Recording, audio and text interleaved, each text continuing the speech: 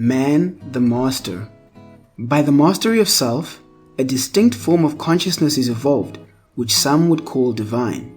It is distinguished from that ordinary human consciousness, which craves personal advantages and gratifications on the one hand, and is involved in remorse and sorrow on the other. This divine consciousness concerns itself with humanity and the universe, with eternal verities, with righteousness, wisdom, and truth, and not with pleasures, protection, and preservation of the personality. Not that personal pleasure is destroyed, but that it is no longer craved and sought. It no longer takes a foremost place. It is purified, and it is received as the effect of right thought and action, and is no longer an end in itself. In the divine consciousness, there is neither sin nor sorrow. Even the sense of sin has passed away, and the true order and purpose of life being revealed, no cause is found for lamentation. Jesus called this state of consciousness, quote, the kingdom of heaven, unquote. Buddha named it, quote, nirvana, unquote, and Lao Tzu's term for it was, quote, Tao, unquote. Emerson refers to it as, quote, the oversoul, unquote. And Dr. Bucky calls it, quote, cosmic consciousness, unquote, in his valuable work bearing that title. The ordinary human consciousness is self-consciousness. Self, the personality, is placed before everything else. There are ceaseless anxieties and fears concerning the self. Its possible loss is thought to be the most grievous calamity, and its eternal preservation the most important thing in the universe. In divine consciousness, all this has passed away. Self has disappeared. Therefore, there can be no more fears and anxieties concerning the self. And things are considered and known as they are, and not as they afford pleasure or cause pain to self, not as self wishes them to be for its own temporal or eternal happiness. The self-conscious man is subject to desire. The divinely conscious man is master of desire. The former considers what is pleasant or unpleasant. The latter acts from the righteous law without reference to pleasure or pain. The race is passing through self-consciousness to divine consciousness, through the slavery of self, with its sense of sin and shame, to the freedom of truth, with its sense of purity and power. The great teachers and saviors of the race have already attained. In former existences, they have already passed through all forms of self-consciousness, and now, having subjugated self, have become divinely conscious. They have reached the summit of evolution on this earth, and have no further need to be reborn in the self-conscious form. They are masters of life. Having conquered self, they have acquired the supreme knowledge. Some of them are worshipped as God because they manifest a wisdom and consciousness which is quite distinct from the normal self-consciousness of humanity, and which is therefore regarded with and shrouded by incomprehensible mystery. Yet, in this divine consciousness, there is no mystery, but, on the contrary, a transparent simplicity which becomes apparent when the confusions of self are dispersed.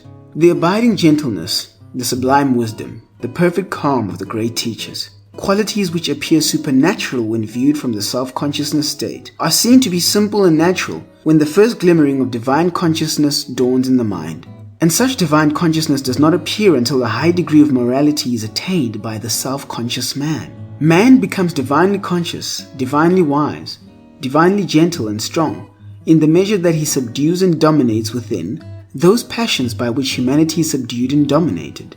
Man becomes divinely conscious, divinely wise, divinely gentle and strong in the measure that he subdues and dominates within those passions by which humanity is subdued and dominated. The divine master is one who has attained mastery over self. The abiding nobility, beneficent characteristics, and unobtrusive virtue which mark off the spiritually enlightened man from others are the fruits of self-conquest, the logical outcome of a long struggle to master and comprehend those mental forces which self-conscious man blindly obeys without understanding.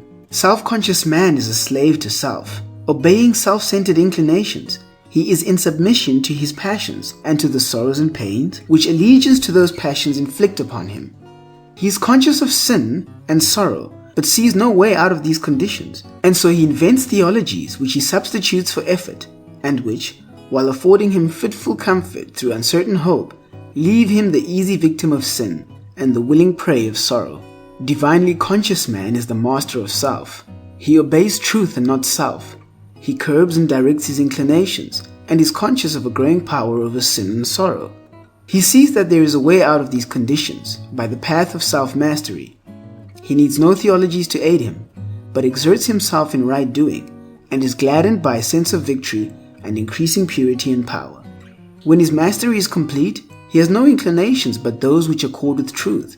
He has then become the conqueror of sin and is no longer subject to sorrow. Enlightened, wise, and ever more peaceful and happy is he who has subjected, overcome, and cast out the turbulent self that reigned within. The tempests of sorrow do not chill him. The cares and troubles which beset man pass him by, and no evil thing overtakes him. Secure in divine virtue, no enemy can overthrow him. No foe can do him harm. Kind and peaceful, no person, power, nor place can rob him of repose. There is no enemy but self, no darkness but ignorance, no suffering but that which springs from the insubordinate elements of one's own nature. No man is truly wise who is involved in likes and dislikes, wishes and regrets, desires and disappointments, sins and sorrow. All these conditions belong to the self-conscious states and are indications of folly, weakness, and subjection. He is truly wise who, in the midst of worldly duties, is always calm, always gentle, always patient. He accepts things as they are and does not wish nor grieve, desire nor regret. These things belong to the divinely conscious state, the dominion of truth, and are indications of enlightenment, strength, and mastery.